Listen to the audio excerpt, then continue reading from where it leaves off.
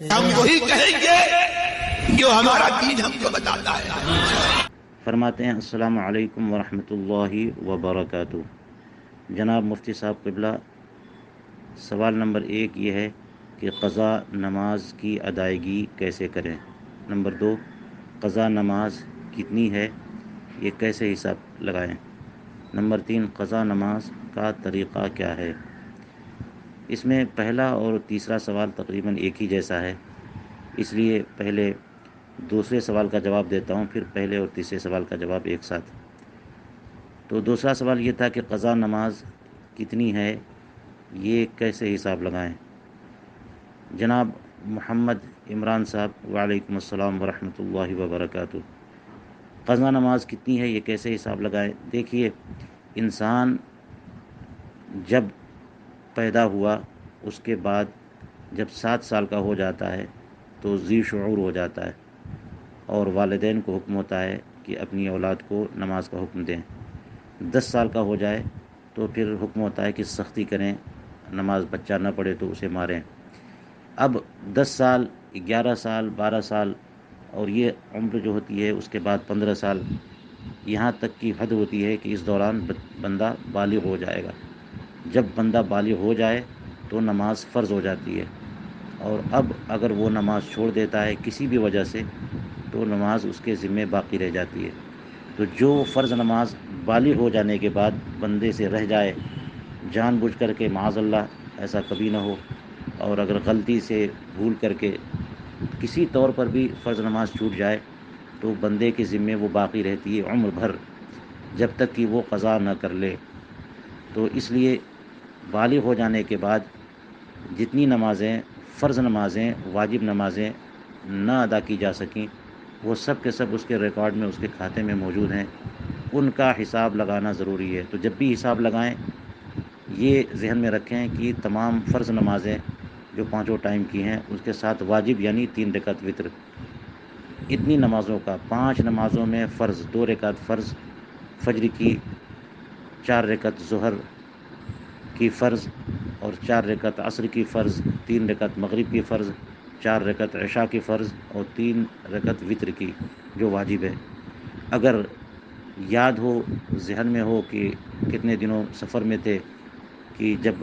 قصر کرنا ضروری تھا، تو وہ 4 رکعتی نمازیں جو ظہر اور عصر کی ہیں اور عشاء کی ہیں وہ سب 2 ہو جائیں گی۔ تو اتنی نمازوں کا ایک دن کا حساب ہوگا۔ اب یہ حساب لگائے کہ بندہ کب بالغ ہوا، اس کا کوئی حساب اگر نہیں ہے تو پھر اپنی عمر اپنے گھر والوں سے پوچھ کر کے وہاں سے 12 سال کا حساب کر لے، یعنی لڑکے، اور لڑکیوں کو چاہیے کہ 9 سال سے حساب کریں۔ اگر یاد ہے، معلومات ہے، تو جب سے معلوم ہے، جب سے یاد ہے، وہاں سے حساب کریں کہ اس عمر میں ہم بالغ ہو گئے تھے، فلاں دن ہم بالغ ہو گئے تھے۔ اور اگر یاد نہیں ہے تو اندازہ کرے، اور ایسا اندازہ کرے کہ جس سے تقریباً ظن غالب ہوتا ہو، اطمینان ہوتا ہو کہ کم سے کم ان دنوں میں میں بالغ تو ہو چکا تھا۔ اس وقت سے لے کر کے آج تک جب حساب کرنے بیٹھے، اور جتنی جلدی ہو جائے ہو سکے وہ حساب کر لے، تو اس دن تک کتنے سال ہوئے، کتنے مہینے ہوئے، کتنے دن ہوئے، دنوں کا اعتبار کرنا ہوگا۔ تو مثال کے طور پر 4 سال، 5 سال، 10 سال، اب ان تمام سالوں کو دنوں میں بانٹ لے، اور دنوں میں بانٹ کر کے ہر روز کی 6 نمازیں، یعنی 5 تو وہ نمازیں جو ہر روز فرض ہیں، اور 1 نماز وتر ہے 3 رکعت، تو یہ 6 نمازیں ہر روز کی قضا کرنا شروع کرے۔ اس طرح سے حساب لگائے، حساب جو بھی لگائے اس طرح لگائے کہ وہ اسے تشفی ہو جائے، اطمینان ہو جائے کہ اگر اتنی میں نمازیں پڑھ لوں گا تو انشاءاللہ کوئی نماز میرے ذمے باقی نہ رہے گی۔ ظاہر ہے 2 طرح کا حساب آتا ہو، ایک حساب سے 1000 نمازیں ہوں، ایک حساب سے 1050 نمازیں ہوں، تو احتیاط کا تقاضا تو یہی ہے کہ 1050 کو مانا جائے۔ اب ان نمازوں کو ادا کرنا شروع کرے اور اس میں کوئی تاخیر نہ کرے۔ اور یہاں پہلا سوال اور دوسرا سوال کہ اس کی ادائیگی کیسے کریں، اس کا کیا کوئی خاص طریقہ ہے؟ کوئی خاص طریقہ اس کا نہیں ہے، جیسے تمام نمازیں ہیں ویسے ہی یہ نمازیں، صرف آسانی کے لیے کہ چونکہ بہت نمازیں ہو سکتا ہے اکٹھا ہو گئی ہوں، تو آسانی کے لیے علماء نے یہ طریقہ بتایا کہ نماز پڑھنے میں جو آداب، جو مستحبات ہوتے ہیں ان کو چھوڑ دے، تاکہ کم وقت میں زیادہ سے زیادہ نمازیں ہو جائیں۔ تو اس لیے اعلیٰ حضرت امام اہل سنت نے بھی طریقہ بتایا اور دیگر علماء نے طریقہ بتایا کہ فرض نمازیں اس طرح پڑھے کہ سورہ فاتحہ پڑھنا تو ضروری ہے، اس کے بعد کوئی مختصر سی سورہ 3 آیتیں چھوٹی سی، یعنی انا اعطینا پڑھ لے، قل هو اللہ پڑھ لے، اور اس کے بعد رکوع میں جائے۔ 3 بار تسبیح پڑھنا سنت ہے اور اس سے زیادہ بہتر ہے تو صرف 3 بار پڑھے، اور یہ بھی کر سکتا ہے کہ صرف 1 بار پڑھے، لیکن اتنا اطمینان کر لے کہ رکوع میں جا چکا ہے، رکوع میں وقت لگائے، تھوڑا سا وقت لگائے کہ اطمینان ہو جائے رکوع ہو چکا میرا، اور پھر اٹھ جائے اور پھر سجدے میں جائے، 1 بار تسبیح پر اکتفا کر سکتا ہے اور پھر اٹھ جائے۔ اس طرح سے 1 رکعت مکمل ہو۔ جب 2 رکعت مکمل ہو جائے اور 2 ہی رکعت پر سلام پھیرنا ہو جیسے فجر کی نماز میں، یا 4 رکعت مکمل ہو جائے اور 4 رکعت پہ سلام پھیرنا ہو جیسے ظہر، عصر و عشاء میں، تو اب تشہد پڑھے یعنی التحیات، اور اس کے بعد درود پاک اور دعا پڑھنی ہوتی ہے تو اس میں اختصار کر لے اور اتنا پڑھے اللہم صلی علی سیدنا محمد وعلی آلہ واصحابہ، یا صرف اللہم صلی علی سیدنا محمد وآلہ، یہ درود بھی ہو گیا اور دعا بھی ہو گئی۔ اسی قدر سے اعلیٰ حضرت فرماتے ہیں کہ سنت کی ادائیگی ہو جائے گی، یعنی التحیات پڑھی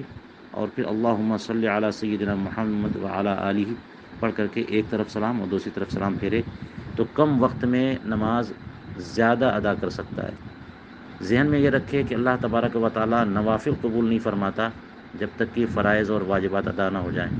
تو اس لیے اللہ توفیق دے کہ سب لوگ فرض نماز کے بعد سنتیں ادا کریں، سنت غیر موقدہ بھی ادا کریں، اس کے بعد نوافل بھی ادا کریں، لیکن اگر قضا نمازیں ہیں تو چاہیے یہ کہ ان تمام نوافل کی جگہ پر، سنن غیر مؤکدہ کی جگہ پر قضائے عمری کرے۔ بہتر طریقہ یہ بھی ہوتا ہے اگر وقت نہیں ملتا، بندہ بہت مصروف رہتا ہے، تو ہر نماز کے ساتھ اس وقت کی ایک اور نماز پڑھ لے، تاکہ یہ سلسلہ ہو کہ اگر 1 سال کی نماز باقی ہے تو آدمی ہر نماز کے ساتھ ایک نماز اور پڑھ لے گا تو 1 سال میں قضائے عمری ادا ہو جائے گی۔ لیکن اس میں تاخیر کرنا جائز نہیں ہے، لہٰذا ذہن میں یہ رکھنا چاہیے کہ ایکسٹرا وقت نکال کر کے، رات کا وقت ہو، سفر کے دوران بندہ فارغ ہوتا ہے، یا کوئی بھی وقت نکال کر کے ایک ٹائم کھڑے ہو کر کے زیادہ سے زیادہ نماز پڑھ لے، تاکہ یہ حساب جلد از جلد مکمل ہو جائے۔ پتہ ہے کہ میدان محشر میں سب سے پہلا جو سوال ہوگا وہ نماز کے بارے میں ہوگا، تو اس سوال کو ذہن میں رکھتے ہوئے آدمی کو چاہیے کہ عمر میں، زندگی میں جتنی بھی نمازیں باقی ہیں وہ ساری نمازیں جلد از جلد نپٹا دیں، ادا کر دیں، تاکہ اللہ تبارک و تعالیٰ کے حقوق ادا ہو جائے اور اللہ سبحانہ و تعالیٰ ہم سے راضی ہو جائے۔ واللہ تعالی اعلم بالصواب۔